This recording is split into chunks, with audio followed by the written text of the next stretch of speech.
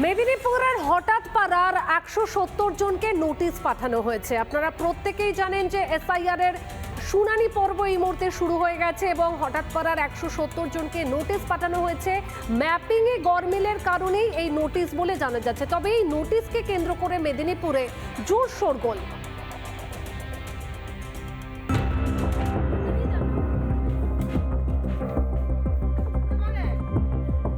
শুনানি পর্বে পশ্চিম মেদিনীপুর জেলায় প্রায় 65,000-এরও বেশি জনকে কিন্তু ডাকা হচ্ছে হিয়ারিং এর জন্য মেদিনীপুর শহরের 1 নম্বর ওয়ার্ডের হঠাৎ পাড়া এলাকায়।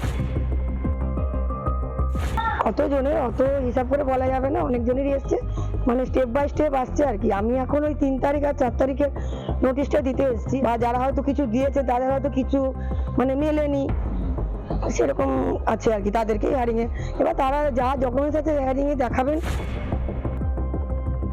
নোটিশ দিয়ে গেছে, কেউ দিয়ে গেছে আর কেউ এখন সবাই আপনার বাড়ির আমার বাড়ির আমার ঘরে কত দিয়ে গেছে। বাংলাদেশি কলোনির গড়ে উঠেছিল, যারা বাংলাদেশ থেকে বিতাড়িত হয়ে হিন্দুরা তারা কিন্তু এসে এই কলোনিতেই আশ্রয় নিয়েছিলেন। এই ছবি আমরাই রিপাবলিক বাংলা প্রথম তুলে ধরেছিল। এবার এই কলোনিতেও কিন্তু দেখা যাচ্ছে যে বেশ কিছু জনের হাতে কিন্তু নোটিশ ধরানো হয়েছে। বহু মানুষের কাছে নোটিশ নির্বাচন কমিশনের পক্ষ থেকে পাঠানো হচ্ছে। এই এসআর নির্বাচনের আগে শেষ করা এটা সত্যি একটা অসাধ্য সাধন। হঠাৎ করলেই এলাকার সমস্ত বাংলাদেশ থেকে আসা হিন্দুদেরকে আশ্বস্ত করছি যে আপনারা বিভ্রান্ত হবেন। মেদিনীপুর থেকে ক্যামেরা পার্সন মৃন্ময়ের সঙ্গে সুদীপ্ত, রিপাবলিক বাংলা।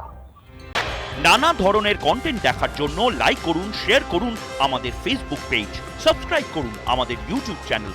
পাশাপাশি অন্যান্য ব্রেকিং নিউজের জন্য অবশ্যই চোখ রাখুন রিপাবলিক বাংলায়।